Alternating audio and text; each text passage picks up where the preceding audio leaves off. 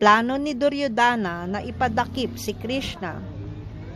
Sa Mahabharat, Udyoga Parva, matapos ang labis na pang-aabuso ng Kaurava kay Draupadi at ang sapilitang pagpapatapon sa mga Pandava, sa kagubatan ng 13 taon, natapos ang kanilang pagpapatapon. Karapatan na nilang bawiin ang kanilang kaharian ayon sa naunang kasunduan. Pinadala ng mga Pandava si Sri Krishna bilang sugo upang subuking makipagkasundo ng mapayapa. Ang mungkahi ni Krishna ay huwag nang hingin pa ang buong kaharian, kahit 5 nayon na lang para sa 5 Pandava.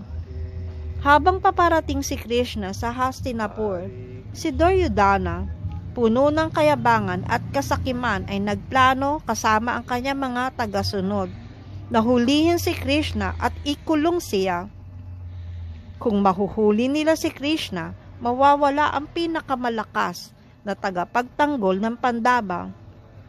Sa pagkaalipin ni Krishna, mababasag ang moral ng mga Pandava. Magagawa nila ang gusto nila nang walang hadlang. Kaya't sinabi ni Duryodhana, si Krishna ay isang tao lamang. Dadalhin niya ang mensahe ng kapayapaan, kaya't hindi siya magdadala ng armas. Samantalahin natin ito at ikulong siya. Pagdating ni Krishna sa bulwagan ng Hastinapura, hinarap niya ang buong korte ng Kaurava. Ipinahayag niya ng mahinahon ang kahilingan ng Pandava para sa kapayapaan at hustisya. Ngunit si Duryodhana, arogante at puno ng galit, tumanggi sa lahat ng mungkahi at nagbigay ng senyas upang dakpin si Krishna. Ngunit ngumiti lamang si Krishna, hindi siya natakot. Sa harap ng lahat, ipinakita niya ang kosmikong anyo niya, ang Vishvarup o Virata Rupa. Kitang-kita ng lahat kasama na sina Bhishma, Drona, Vidura at iba pa, ang hindi masukat at nakasisilaw na anyo ni Krishna. Nandoon ang lahat ng mga demigods, planeta at nilikha sa loob ng kanyang katawan. Sa sobrang liwanag at karangalan ng anyo ni Krishna, nayanig ang buong Hastinapura. Hindi nila maggalaw si Krishna, hindi nila siya maikulong. Napahiya si Duryodhana at ang kanyang mga kasamahan. Lumabas si Krishna mula sa palasyo at sinabi niya na hindi maiiwasan ang digmaan.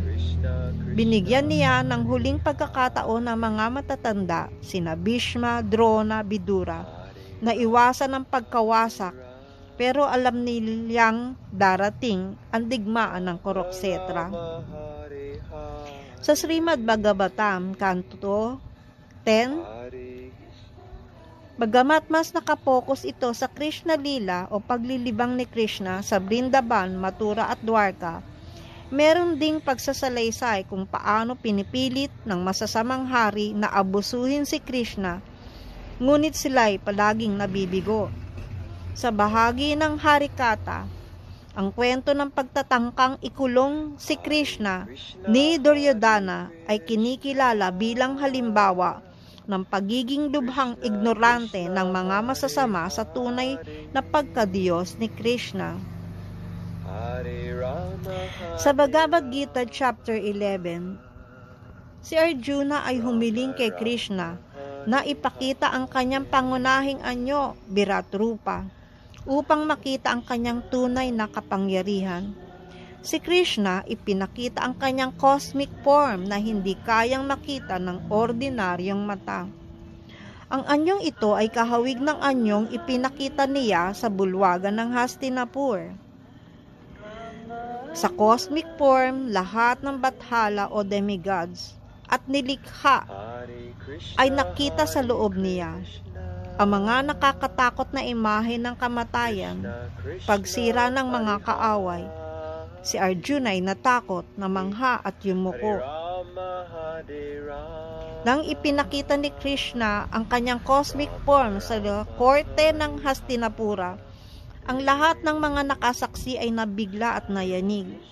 Hindi nila kayang hawakan o ikulong si Krishna dahil nakita nila na siya ay Diyos mismo.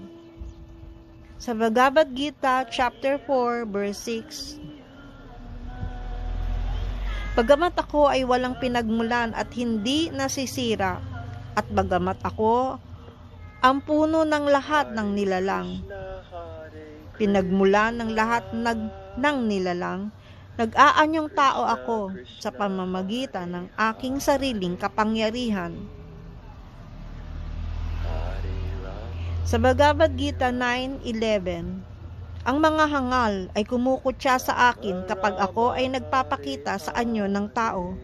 Hindi nila nauunawaan ang aking kataas-taasang kalikasan bilang Panginoon ng lahat ng nilikha. Si Krishna, kahit mukhang tao, ay Diyos. Hindi siya ordinaryong nilalang, kaya't hindi siya basta-basta maikukulong o madadakip. Haribol.